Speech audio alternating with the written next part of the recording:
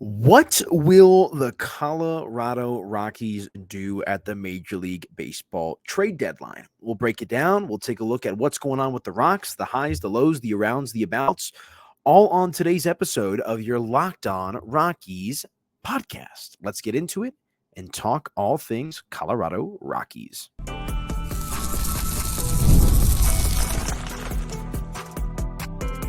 You are Locked On Rockies, your daily Colorado Rockies podcast. Part of the Locked On Podcast Network, your team every day. It is the Locked On Rockies podcast. I am today's host, Aniello Piro, filling in for my guy, Paul Holden, who will be back in the saddle here in just a couple of days. But I'm doing my part, talking all things Colorado Rockies baseball right here on your Locked On Rockies podcast. It is Locked On Sports, your team every day. And Paul has done an amazing job of covering this team through the low times the last couple of years, the last few seasons as well. And I will pass the baton over to, or I guess he's passing the baton over to me for these next few days. And we'll break it all down here for you on today's Locked On Rockies podcast. If you missed yesterday's episode with my guy, Drew Creasman from Mile High Sports, I certainly suggest that you go ahead and check that out. A good conversation about the state of the Rockies, what's going on with them, what can the fans expect, what is the definition of success for this team this season as they find themselves down and out on this Tuesday, June the 25th. But the Rockies getting ready to start a series with the Houston Astros in Houston. Also, this will be the start of a 5-game road trip for them. A 2-game set in Houston. Again, first pitch coming up tonight on Tuesday. 6:10 first pitch is what we're scheduled for, followed by a matinee tomorrow, an early one, 12:10 p.m. first pitch, before the Rockies will then pack it up and head to Chicago, the city that I just got back from, where they'll take on the Chicago White Sox for a 3-game set. And the White Sox are one of, if not the worst team in Major League Baseball this season. So we'll see if the Rockies can try to get back on track. Houston has been playing much better baseball as of late. I believe they just swept the Baltimore Orioles, which is not easy to do, considering the Orioles are one of the best teams, not just best young teams, best teams, period, in Major League Baseball. So a little bit of a gut check time for the Rockies, who have really struggled to put together any sort of momentum following that positive month of May. You see that they came out of May with a winning record, I believe 1 game above 500, but still winning is winning, right? You know, for the Rockies, especially coming out of that month with a positive record, hoping that you were able to build on something out of May into June. And it has been anything but that for Colorado. They are struggling. They're 27-51, 5th place in the National League West.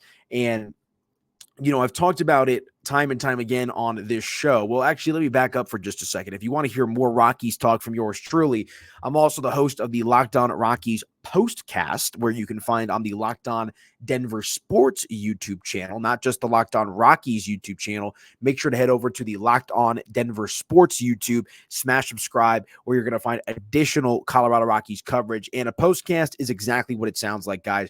We're going to go live after just about each and every Colorado Rockies game within minutes after the game's completion. Sometimes I even go live in the 9th inning, just depending on how things are shaking out and whatnot. But we'll talk about everything that happened on the diamond in that baseball game for the Rockies in about 30 minutes or so on that Locked On Denver Sports YouTube channel. So if you want more additional Rocks coverage, more additional Rockies conversation, make sure to check me out on the Locked On Denver Sports YouTube channel and the Locked On Rockies postcast. But as I was talking about before I did that little ad-lib read there, one of my main things that I've been harping on with the Rockies in the time that I've been doing these shows with our friends here at Locked On Sports is just how down and out they are. Because it's one thing to be bad, it's another thing to be terrible. And the Rockies this season are absolutely terrible. And I looked at May as a little bit of some positivity, maybe some momentum for the team. And they're just 3-7 their last 10 games, 27-51. I mean, they're 10 games behind the Giants, to put it in perspective, for 4th place in the National League West. They're, let's see here, 21 games back of the Dodgers in first place. Los Angeles is at 49-31. 49-31. The Rockies are 27-51. And to put that in perspective, that's the same exact record as the Miami Marlins at 27-51. They're 25 games back of the Philadelphia Phillies in the National League East. And the part that makes this so depressing and so frustrating for the Rocky fan, and look, there's Rockies fans out there. I know they're not a popular team to support or talk about right now, but I look at some of the numbers. I look at the downloads, the conversation that are going on. People do care about this Rockies team for better or for worse. Just the straight up depressing part of all this is there's literally only two teams. Out of the whole 2+ dozen teams in the National League, there are two teams that have they're nowhere near sniffing the Major League Baseball postseason. The Rockies are one of them, and the Miami Marlins are the other team. So congratulations to the Rockies, to Dick Monfort, to Bill Schmidt, in a season where there has been parity on parity on parity. I mean, the Washington Nationals are 38-40 for crying out loud. The Atlanta Braves are barely 10 games above 500. My New York Mets, crawling back into this thing after a hot week and a half, thanks to Grimace, at 37-39. But you got the Reds, a team who's been historically bad the last 10 years or so, 37-41. They're in it. I know they have a losing record, but they're in it. The Pirates, who are another team that are historically bad in recent memory, 37-41. The Cubs, 37-42. I mean, even look at the National League West. You've got the Padres at 42-41. The Diamondbacks, who made the World Series last year, at 38-40. The Giants, the lousy Giants, at 37-42. All of these teams, except for the Rockies and the Marlins, are at least competent, at least playing close to 500 baseball. And the Rockies are one of those two teams that have this big of a chance, zero goose egg type of chance to make a run and go in the play and find their way in the postseason. Now, could the Rockies flip a switch, win 7 in a row? Sure. What are the odds of that happening? Slim to none.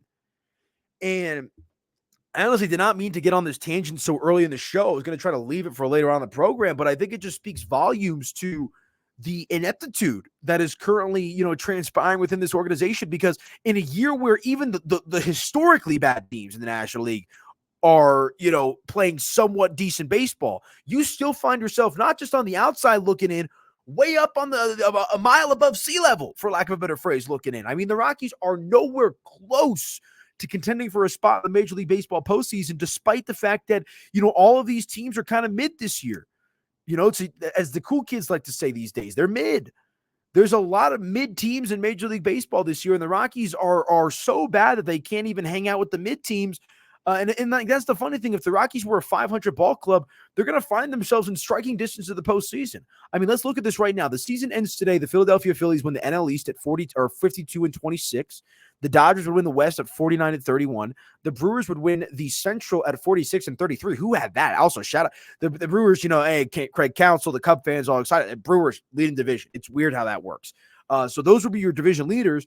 And then looking at the wild card, the Braves would be the first wild card at 43-33. St. Louis number 2 at 40-37. 40-37 is, I almost just clicked out of the stream. That would have been bad. 40-37.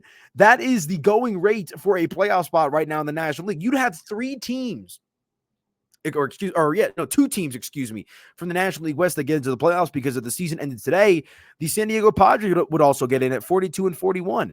So that's where we find ourselves here, folks. And then where it really gets interesting is the Rockies and the Marlins at both 27-51 find themselves 12.5 games out of a playoff spot. The team above the next team that's furthest away from a playoff spot in the National League is the San Francisco Giants, who are 3 games back of a wild card spot at 37-42. Arizona's a game and a half back. Washington's a game and a half back. The Mets a game and a half back. The Reds 2.5 back. The Pirates 2.5 back. The Cubs and the Giants 3 back. And then it drops way off, and you've got the Rockies and the Marlins, who are 12.5 games behind. No hope. I'm just eviscerating this team. I apologize. I try to take a little bit more of an optimistic approach, but I think it also sets the table for what a majority of this show is going to be about today, and that is the trade deadline. What are the Rockies going to do? What are they not going to do is maybe the better question, because I found some stuff online. I'll break it. We're going to read this article essentially together. So I want you guys, the Rocky fan out there, even the Rocky hater that's maybe watching this podcast, I want you to see this with your own 2 eyes, because this is going to put into perspective. And I'm going to treat darn near, everything that's in these articles like gospel to an extent, because this is coming from some credible reporters, some good information, that's out there in regards to this Rockies team. And I think that people need to know, because like I know a lot of people look, I love you guys listening to this podcast, but not a lot of people like to read these days. Like there's some good information if you dig for it on some of these websites. And we've got a little bit of an update to see how the Rockies are planning to attack this Major League Baseball trade deadline. So we'll break it all down. And like I said, I just wanted to set the table because the Rockies and the Marlins, the only two teams in the National League with virtually zero chance at making the postseason. And that is downright sad. That is downright depressing. And look, I love Ezequiel Tovar as much as everybody. I think Aniello Amador's got some potential. Brent Doyle, Nolan Jones doing their thing. Look, man, I do think there's some promise with this team moving forward. What type of promise? I'm not so sure, but I do know that, they're not as it's hard for me to say they're not as bad as people think they are when you look at their record. But basically what I'm trying to say is I tend to fall on a little bit more of an optimistic point of view for this team, but numbers are numbers, facts are facts. And at the end of the day, this Rockies team is nowhere near sniffing the postseason. So let's take a break. When we come back, we'll talk about what is going down with the Rockies as the trade deadline approaches. We've got some good information that we'll relay to you, and then I'll give you my thoughts about what the Rockies may or may not do this Major League Baseball trade deadline. But stick with us. This is your Locked On Rockies postcast, back in just a few minutes.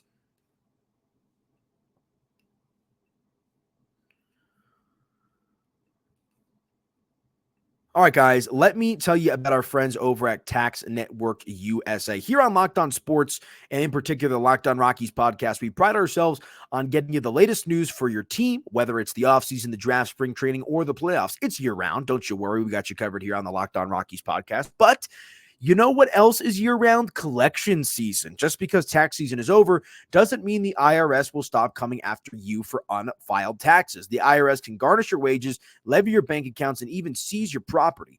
Don't let the IRS target you. Let the licensed professionals and tax experts at Tax Network USA go to bat for you. And I know this is a little bit of a different circumstance, but I'm still waiting on my refund check. So, maybe my friends over here at Tax Network USA, I might give them a call, 1-800-549-1000. Maybe they can help me out a little bit here. But make sure to hit them up, guys, because with over 14 years of experience and an A-plus rating by the Better Business Bureau, Tax Network USA has saved their clients over $1 billion in tax credit. Let me say that one more time. With over 14 years of experience and an A-plus rating, not an A, not an A-minus, A-plus rating by the Better Business Bureau, Tax Network USA has saved their clients over $1 billion in tax debt. Whether you owe taxes, have complicated matters that require tax planning, or finally hit that parlay of the season and just need help correctly filing it, call 1-800-549-1000 or visit tnusa.com/lockedon, and you can see the link in this episode description below to be sure to go check out our friends over at Tax Network USA. Visit tnusa.com/lockedon or call 1-800-549-1000 to get started today. All right, and let me also tell you about our friends here at SupplyHouse real quick, because you're going to want to get your supplies from the site that's made for the skilled trade, SupplyHouse.com. SupplyHouse.com is the reliable way to order plumbing, HVAC, and electrical products online. Their easy-to-use website is packed with helpful resources and the latest product info to help you get the job done right. Shop a complete inventory of over 200,000 parts from over 400 top brands and get your order delivered right to your door with fast shipping from coast to coast. Need help with an order? Get expert support and industry-leading service from the friendliest folks in the business and talk to a real person every time. I can't state that enough, guys. The fact that you're not going to have to deal with AI or deal with a robot or deal with a computer, the fact that you're going to talk to a real human every single time is what sets our friends from SupplyHouse.com out from all the rest. Plus, pros in the skilled trades can get a competitive edge by joining SupplyHouse.com's free Trade Master program. Every Trade Master gets access to dedicated phone lines, free shipping, and discounts on every single order. So be sure to join the thousands of trade pros already benefiting from their free membership at SupplyHouse.com/TM and order plumbing, HVAC, and electrical supplies from anywhere with just a few clicks at SupplyHouse.com. SupplyHouse.com, guys. Visit them, www.supplyhouse.com. Let them know that Locked On Sports sent you. They'll get you taken care of. Deal with the human. Don't deal with the robot. Don't deal with the computer. And make sure to check them out at SupplyHouse.com.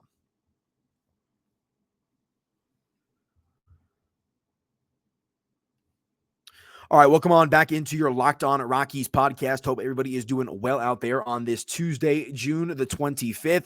The Rockies getting ready to start a 5-game road trip. It'll start with a 2-game set in Houston as they take on the Astros, followed by a 3-game series with the Chicago White Sox. But a majority of what I want to talk about today is centered around the Major League Baseball trade deadline. Because look, the Rockies are probably going to be lucky to win. I don't know if they're lucky 3 games on this road trip. I mean, I think it's likely they probably finish this thing 1-4. And yes, I know they're playing the White Sox, maybe 2 wins.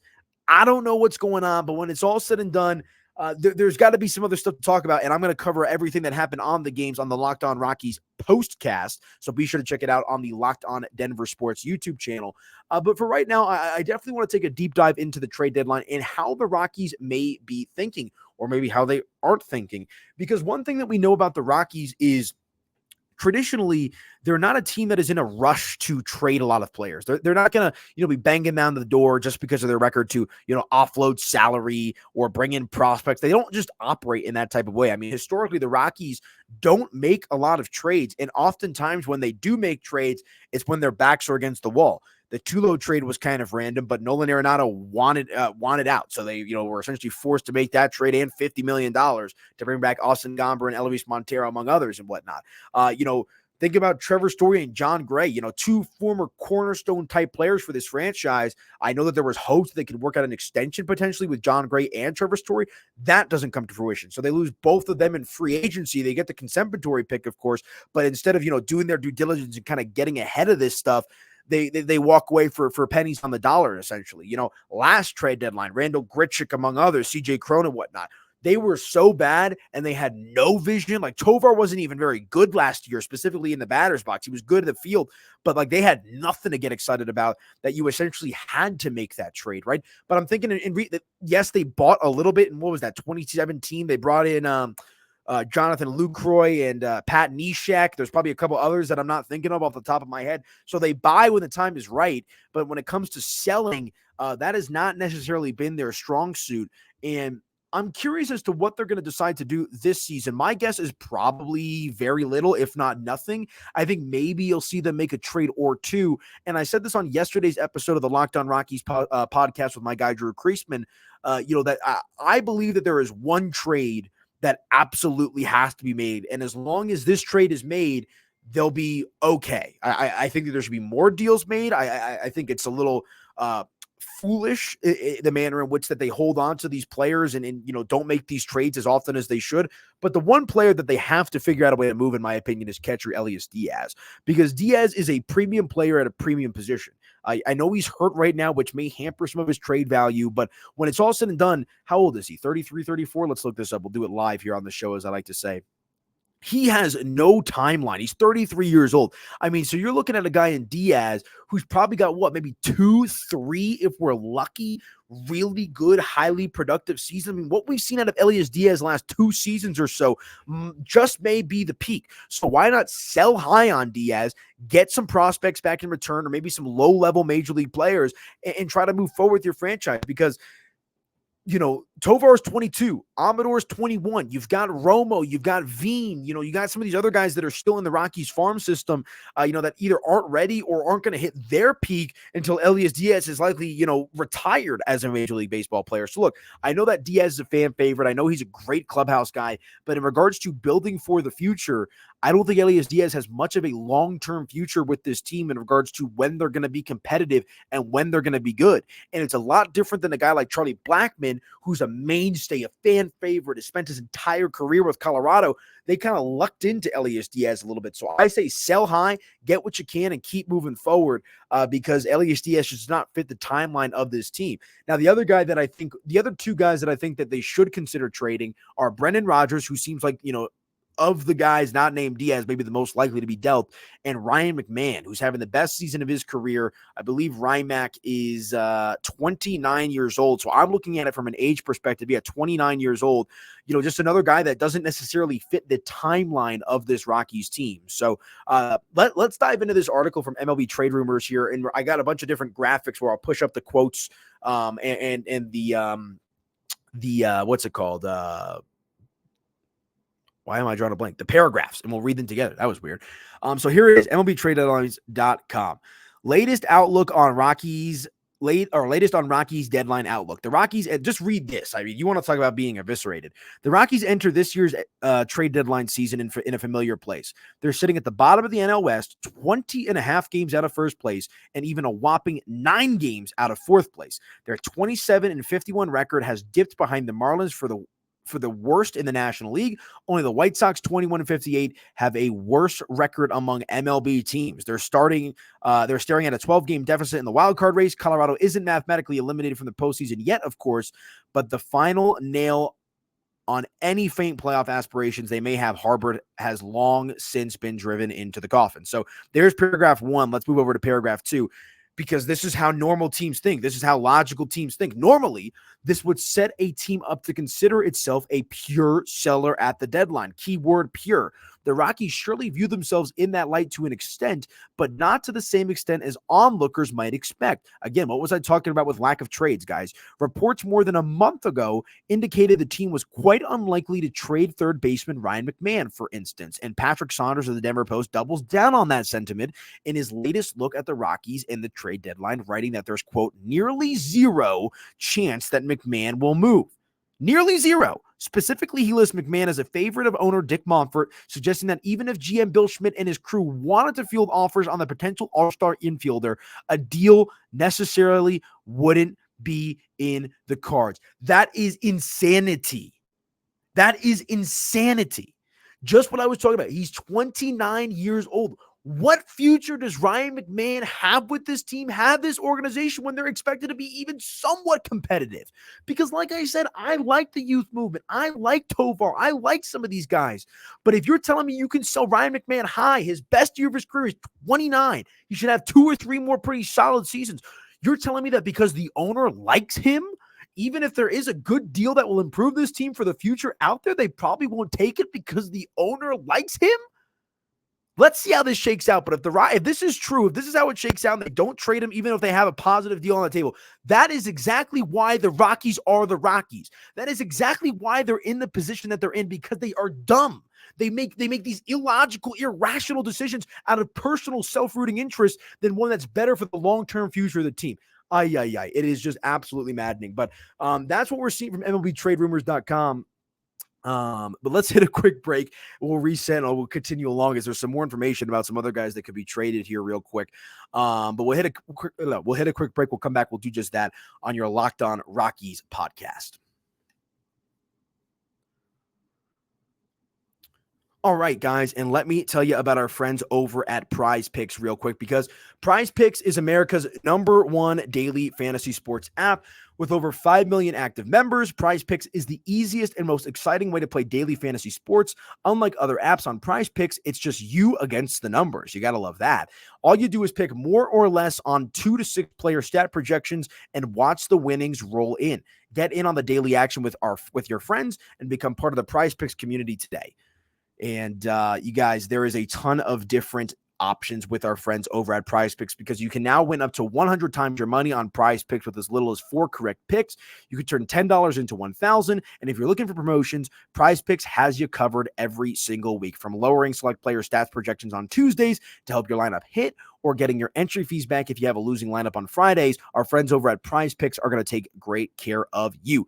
With the finals over, the hoops action does not stop on PrizePicks. Women's basketball is still heating up, with stars like Caitlin Clark and Angel Reese looking to make names for themselves, alongside greats like Brianna Stewart and Asia Wilson. You can win up to 100 times your cash watching them ball out with PrizePicks. PrizePicks is available in more than 30 states across the country, including California, Texas, and Georgia. Be sure to check them out. Download the PrizePicks apps today and use code LOCKEDONMLB for a first deposit match up to $100. That's code LOCKEDONMLB on PrizePicks for a deposit match of up to $100. Pick more, pick less. It's that easy. Be sure to check out our friends over at PrizePicks, and away we go.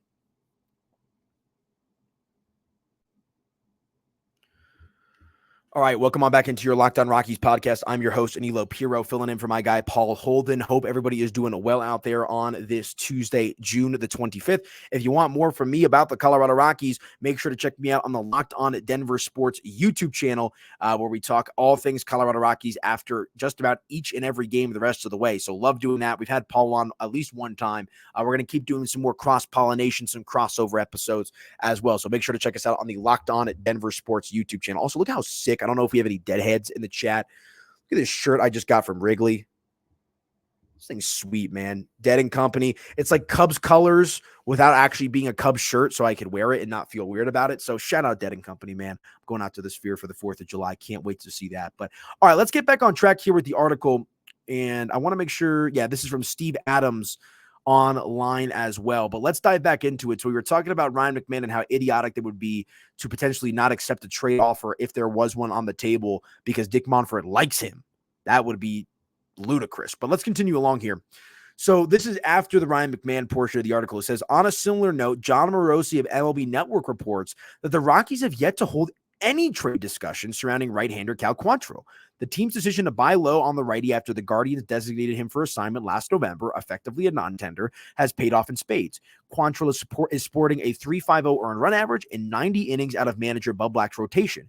His 17% strikeout rate and 9% walk rate are both worse than average, but Quantrill's 46.9% grounder rate is a career best mark. His move to Coors Field also hasn't dampened his characteristic knack for keeping the ball in the yard. Quantrill's .90 home run to 9 mark is not only better than the 1.06 mark he carried into the season, it's a career best rate for the former number 8 overall draft pick. Continuing along, the Rockies, however, have a history of extending just this sort of veteran. Again, par for the course, guys. They've done it with relief pitcher Daniel Bard, CJ Cron, and Elias Diaz when they all had previously stood as logical, keyword logical, deadline trade candidates. Colorado has been particularly aggressive in extending pitchers, locking up Kyle Freeland, Antonio Senzatella, and German Marquez to long-term deals. Of those 3 starting pitcher extensions, only the Marquez pact has worked out in their favor. The Rockies weren't successful in completing an extension with John Gray, but held on to him at the deadline 3 years ago despite trade interest in hopes of working out a long-term deal. Sounds familiar. Sounds like we've been down this road before. So you tell me, Rockies fans, with Cal Quantrill having arguably a peak season, doing well at Coors Field, some of his metrics are still awful by Major League Baseball standards, but he's doing the darn thing, has been arguably the most consistent pitcher in the Rockies rotation. Why would you not trade him? You'd rather bet on this little 3-month sample size than a career sample size and hope that what you're getting out of these last 3 months is going to be what you're getting moving forward? How's that worked out for Antonio Senzatella? How's that worked out for Kyle Freeland? You tell me. Yes, German Marquez has been fine. German Marquez, without pulling up the numbers in front of me, was better way earlier than his career as he has been lately. He hasn't pitched at all this year because he's coming back from Tommy John surgery. So like I said, silence to me is hinting at the fact that the Rockies are going to treat this deadline just like they've treated every other trade deadline in recent memory, which is stand pat and do virtually nothing. Maybe make a couple of small trades. Maybe you feel more comfortable trading away a guy like Brendan Rodgers because, you have a 21-year-old Adael Amador who's potentially the future of the position. I don't know. But at the end of the day, it's just because look, history repeats itself. History is the best teacher, right? We've seen historically that the Rockies are reluctant to make these seemingly logical moves. This is 1 + 1 = 2. You're not good. Move players that are older, aging, not on long-term contract for younger players that better fit your mold, that better fit the current trajectory of your franchise. I don't know why the Rockies have refused to do this. Again, Ryan McMahon, I think, being a prime example. It looks like they may hold on to him just because Dick Monfort likes him as opposed to doing the right thing for the organization. I mean, I've always said this. The Rockies are an organization that lives on wishful thinking. The Rockies play this game year in and year out at the deadline during the season. They play baseball to get lucky. They don't play baseball to win. They play baseball, the game, to get lucky. They are not set up to win sustainably in Major League Baseball in the year 2024. It is precisely because of how they're handling trade deadlines in years past and how they're probably going to handle it this year. So let's continue along here from the article with Cal Quantrill, which I think just continues to add more fuel to the fire. Quantrill's success is one of the best developments for the Rockies this season, but he's also not far from free agency, right? So here we go. The righty's being paid $6.55 million in 2024 and has just 1 year of team control remaining. You guys think Cal Quantrill wants to stay in Colorado if he's pitching this well? He can cash out and go somewhere else. That's just how I think of it here. He could command around $10 million in arbitration this winter and could be a free agent, all that good stuff, right? So continue along. All of that raises the questions as to which players the Rockies might actually consider moving. Patrick Saunders notes that one of Elias Diaz or Jacob Stallings is a fair bet to change hands, as is the case with reliever Jalen Beeks and outfielder Jake Cave. Diaz, Stallings, and Beeks can become free agents this winter, and Cave is controlled through 2025. So I guess following, again, and I'll say this in defense of the Rockies to an extent, Diaz is the one guy they have to trade. Maybe the right offer isn't out there for Ryan McMahon. Maybe they don't want to trade Ryan McMahon. I'm not going to crush them on that front. Where I will crush them is if they do have a solid offer in place for Ryan McMahon and they decide not to trade him because Dick Monfort doesn't want to trade one of his guys. That would be a disaster. That would be foolish, and that would be malpractice, borderline malpractice from the Rockies if that is the case. But I think Diaz is the one guy where it's all added up. It's all making sense. So we'll see what happens here.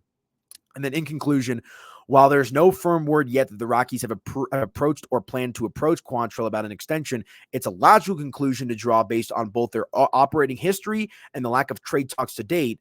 Added in that Quantrill has spoken previously about being motivated by pitching at Coors Field, and it's even easier to see the Rockies brass being warm to this idea. Womp, womp, womp. That's where we find ourselves, folks. So, Aniello Piro's opinion. Trade Elias Diaz. Throw Ryan McMahon's name out there, see what you can get. And, maybe there's a deal to be made for Brendan Rodgers because I think Aniello Amador is going to be the future and the truth of this organization. That's my opinion of it. What do I expect the Rockies to do? Honestly, it would not surprise me whatsoever if they did absolutely nothing. I hope they don't. I think that they have a nice core of young players in Nolan Jones and Brenton Doyle, who I know are both 26, so maybe not that young, but 3 years younger than Ryan McMahon. Then they got a nice core of those middle, aging veterans, approaching real veteran status. I think you've got Ezekiel Tovar, who's evolving into one of the best shortstops in the game. I think Aniello Amador has some real promise. I think Zach Veen is coming up soon. I think you've got Romo coming up soon. I think you build for another day. That's what I think you do. And I think how you build for another day is trading guys like Elias Diaz, potentially Ryan McMahon, and maybe a couple others. As Paul Holden likes to say on this podcast, what is Jake Cave? And look, I know that Jake Cave has kind of developed into a little bit of a folk hero with this team. Play the young guys, embrace the suck, move forward, because you've been middling and stuck in this pattern for about 3 to 4 seasons now. And what's the definition of insanity? Doing the same thing over and over and over and over again and expecting a different result. So we'll see what happens with the Rockies, but kind of some smorgasbord thoughts on the trade deadline, the series against the Astros, the road trip, playoff outlook, all that good stuff. What do you guys think? Let me know down below in the comment section. What trades should the Rockies make? Let me know. I'm going to get some fellow Rocky scribes on the show this week as I'm filling in for Paul. We'll talk about their opinions. We'll ask them what their definition of success is, and we'll break down all things Colorado Rockies on your Locked On Rockies podcast. But let me know what you guys think. Do you agree with me? Do you disagree? Do you think the Rockies should just stand pat? Should the Rockies maybe not trade Ryan McMahon? Should the Rockies look to maybe extend Cal Quantrill rather than trade him? Let me know, and make sure to smash that subscribe button, and check me out on the Locked On Denver Sports YouTube channel for more Rockies content from ya boy here. I'm Aniello Piro. You can follow me on social media at Media by AP. But that is going to do it for me on today's Locked On Rockies podcast. Hope you guys are doing well out there. This is only show 1 of 2 for me today. We'll be back on it tonight after the game between the Rockies and the Astros, breaking down what we saw on the baseball diamond on the Locked On Rockies postcast. So make sure to subscribe and check us out over there on the Locked On Denver Sports YouTube channel. But all right, that's it for me. Enjoy the rest of your week. Enjoy your Tuesday. Got some great guests lined up for the rest of this week. And we'll see what happens with the Rockies as they get ready to start this 5-game road trip. Fingers crossed, folks, and we'll talk to you guys mañana.